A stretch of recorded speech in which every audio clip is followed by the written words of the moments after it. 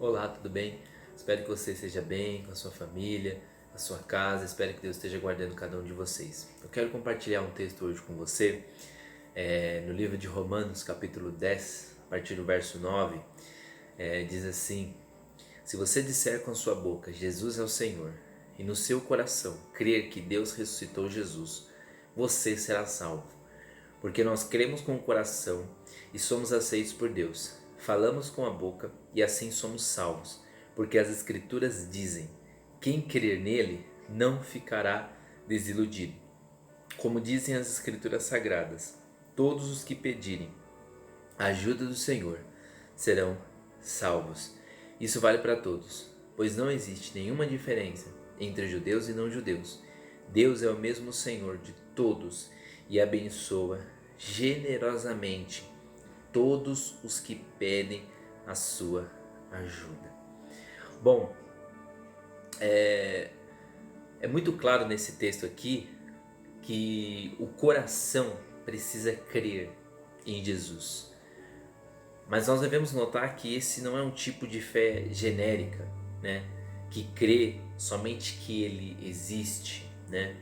Se sua boca disser Jesus é o Senhor. Quando nós falamos de Jesus como Senhor, fala de um amo que governa o seu escravo. Então, Senhor era aquela pessoa que tinha um servo obediente, né? E que podia ser chamado de dono. Então, cada vez que a palavra de Deus usa esse termo Senhor, ela mostra uma relação completa de submissão entre o Senhor e o servo, né? O Senhor é Jesus. Então, quando nós olhamos para o ensino de salvação, Jesus ele é o nosso Salvador, mas ele também precisa ser o nosso Senhor. Nós precisamos estar debaixo do senhorio de Jesus. Então nós deixamos Jesus ser o nosso Salvador, mas será que nós estamos deixando Jesus ser o nosso Senhor, aquele que governa a nossa vida? Não há salvação alguma para a nossa alma se a gente não reconhecer Ele como Senhor. O texto deixa bem claro que se você confessar com a sua boca, Jesus é o Senhor. Não importa se você é religioso, se você faz boas obras, Jesus ele precisa ser reconhecido como Senhor na sua vida. Então existe uma grande diferença entre começar a seguir Jesus e seguir Jesus até o final, né? Há aqueles que começam a edificar a sua vida cristã, começam muito bem, de uma forma correta, obediente, mas depois eles não aguentam as pressões e acabam desistindo e a sua fé acaba desmoronando, né? Então existe a diferença entre aquele que permanece e aquele que reconheceu o senhorio de Cristo, ou aquele que começa muito bem, mas ele não permanece. Jesus deixa bem claro lá em Lucas 6:46 a 49, que diz assim: por que vocês me chamam Senhor, Senhor e não fazem o que eu vos digo? Eu vou mostrar a vocês com que se parece a pessoa que vem e ouve a minha mensagem e é obediente a ela. Essa pessoa é como um homem que, quando construiu uma casa, cavou bem fundo e pôs o alicerce na rocha. O rio ficou cheio, suas águas bateram contra aquela casa, porém ela não se abalou, porque havia sido bem construída. Mas quem ouve a minha mensagem e não é obediente a ela, é como um homem que construiu uma casa na terra sem alicerce. Quando a água bateu contra aquela casa, ela caiu e ficou totalmente destruída. Veja bem, não adianta nós chamarmos Jesus de Senhor e não obedecermos aquilo que Ele está falando. Ele deixou bem claro que foram construídas duas casas, né? Então, são duas pessoas que ouvem a mensagem. Só que uma delas colocou em prática. Uma delas cavou fundo e colocou a casa sobre a rocha. A outra só ouviu, mas não colocou em prática. Então, quando veio a chuva, veio o vento, bateu com força e ela caiu. Então, nós vemos claramente, né, que o discípulo é aquele que obedece ao Senhor, que guarda e que pratica os ensinos de Jesus. Seguir Jesus é estar totalmente comprometido com a sua palavra. estar comprometido em obedecer a sua palavra. Olha o que Paulo diz em Atos 20, 24. Mas eu não dou valor à minha própria vida. O importante é que eu complete a minha missão e termine o trabalho que o Senhor Jesus me deu para fazer. E a missão é essa: anunciar a boa notícia da graça de Deus. Olha o que Paulo está dizendo. Eu não considero a minha vida preciosa, em outras versões diz, até que eu complete a carreira e termine o trabalho que o Senhor me deu para fazer. E isso é estar debaixo do senhorio de Cristo. É isso, é ser submisso ao Senhor. É você estar debaixo da sua autoridade. O discípulo de Jesus, ele deve ter um alto nível de compromisso, de comprometimento, né? Jesus ele deixa bem claro também, lá em Lucas 14, 25 ao 27, ele diz: certa vez uma grande multidão estava acompanhando Jesus. Virou-se para eles e disse: quem quiser me acompanhar não pode ser meu seguidor se não me amar mais do que ama o seu pai, a sua mãe, sua esposa, seus filhos, seus irmãos, suas irmãs e até a si mesmo. Não se pode ser meu seguidor quem não estiver pronto para morrer como eu vou morrer e me acompanhar. Sabe, Deus ele exige que nós o coloquemos em primeiro lugar, acima do nosso pai, da nossa mãe, esposo, filho, né, desses relacionamentos que nós temos maior vínculo, que é os nossos familiares, né? Jesus não disse que haveria dois tipos de discípulos, um que estava comprometido e outro que não estava comprometido.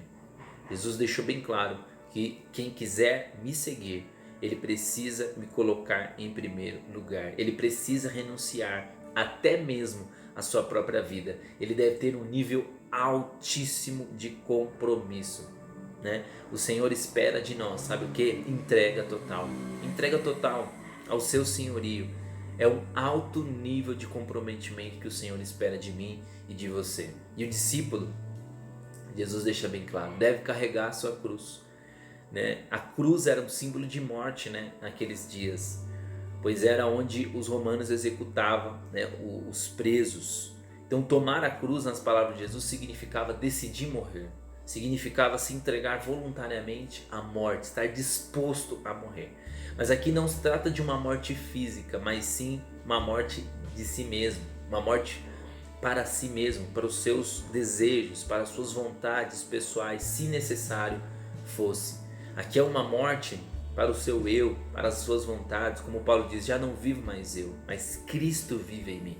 Então, antes de nós seguirmos a Cristo, nós devemos entender claramente essa questão.